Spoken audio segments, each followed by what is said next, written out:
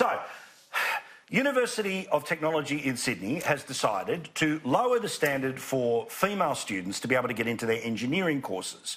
Now, as I said at the start of the show, when it came to school, I was dumb. Like I was a block of wood dumb, okay? I failed. I farted around. I did anything but focus on school, right? And to my eternal amazement, I get to sit here and do this job and live my dream every single night. But, you know, that is not the typical story, right? And we would all agree that while I could get a plea letter to get into an arts degree to talk about, you know, gender studies and movies and postmodernism, when it comes to engineering, you should be X-smart to be able to study it. But they're going to be lowering by 10 points, 10%, the admission standards for women to get into engineering. Why? Because there's not enough women who are engineers. Nicholas, I understand the logic that says we need more female engineers, but I don't understand the logic that says something that is about maths, physics, science in engineering, that we should lower the intelligence level of the people who will be studying it. Yeah, I mean, look, it is the case nowadays that universities take more than your ATAR score into account when working out whether or not you're going to be a suitable person to undertake a particular course. And look, there's some common sense in that because, you know, that one single number is not the only measure of whether you're the right sort of person and you've got the right aptitude and intelligence for that course. And so I think about 50% of students going into universities get in on things other than their ATAR score.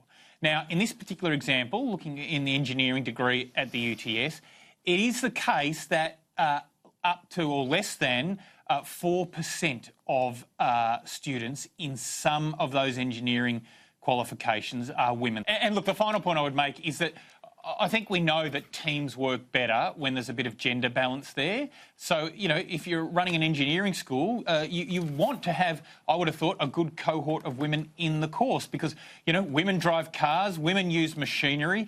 You know, we need to have women as engineers. Engineering teams that are made up of blokes and women will be better teams overall. So I think you put that all together and there's quite a good argument for having a grade differential between men and women to try and encourage more women into those degrees. It'd be a good thing for Australia if we have more women as engineers. I don't disagree, but my hope would be is that all of the work is put in the primary school and high school level to be able to guide people to getting the right mark to be able to qualify. By the way, half of all students that go to university get there on something other than the must be this smart to ride, that is the ATAR score. Bronwyn, as I said, you know, they're very good at this, right? The left in all of its forms, right? That I didn't expect to be having this fight today, but you've got to wake up and you've got to fight hard for the status quo and common sense, and if you do, then somehow you're being sexist and all. We're not talking about film studies. It's engineering.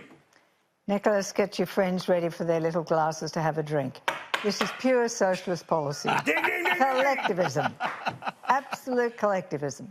What an insult to women. Yes. What a huge insult to the women who have gone in there on merit and achieved and are practising engineers, who will now be tagged, oh, well, you must have got in because you're only a woman and they wanted a few. Let me tell you, Karen Andrews, who's a minister in the current government of ScoMo, good lady. She is an engineer, properly qualified, worked in the industry. And there are plenty of other women who are engineers and very impressive engineers. But to say that we'll only have women, the only way we can get women in is to take substandard results is an insult, an absolute insult to women. James, my two little girls, I want them to be able to march through the front door, qualify and not get slid through the back door. Yeah, of course. I mean, the issue with engineering, though, in Anglo-Saxon world is it's not a particularly prestigious degree. I mean, in France, if the hardest degree to get into at university in France is engineering. A friend of mine, a woman, wanted to be an architect, and her father was just horrified that she would do something as lightweight as that when she had the marks to get into engineering. In Australia, it's always been a bit of a daggy course. I don't think, considering the intellectual disciplines that are involved in being an engineer, it doesn't have the prestige that it ought to. I get what you're saying, and I think it's silly and it's embarrassing. The main thing that one should be concerned about is not the entrance score, but are they dumbing it down to get the degree? As long as they maintain the standards to pass the degree, that doesn't matter. I mean, it would be unfortunate if a whole bunch of people got in with lower ATARs and then flunked out. That would obviously be a waste of everyone's time and money. But if these people come in with lower marks and they work harder or whatever, and they manage to pass the degree, then I'm not sure that there's really that much of a problem. And Nicholas, let's be clear. Obviously, if there's more females than men in the class, you would agree that for gender balance and all the reasons you said before, we lower the standard for the blokes? Oh, I mean, yeah, I think there's some areas where I think we desperately need to see more blokes. You know, teaching degrees. I'd like to see more men in the classrooms. Let's lower teaching standards.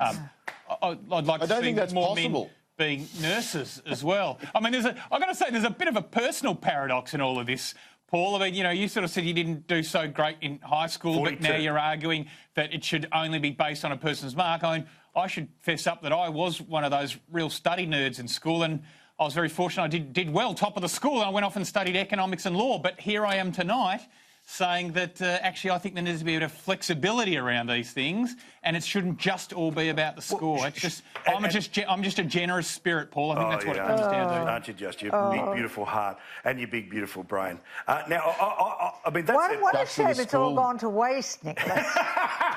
I mean, that really does upset me. All that ability, and you've ended up a socialist. Now, I have always appalling. argued that it should be you fill the class with the ones who qualify, a little bit of fee pay and a little bit of drop the standards. Did you notice as well, and I'm sorry, I'm not fishing, so no one's allowed to say anything further, you notice none of them corrected me that I was as dumb as a brick. Or dumb as a piece of wood. I'm joking. I was book as dumb as a piece of wood. Anyway, let's get... Excuse me. I'm joking. I dispute that, Paul. It needs to be said, You're one of the Paul. sharpest minds on Australian television.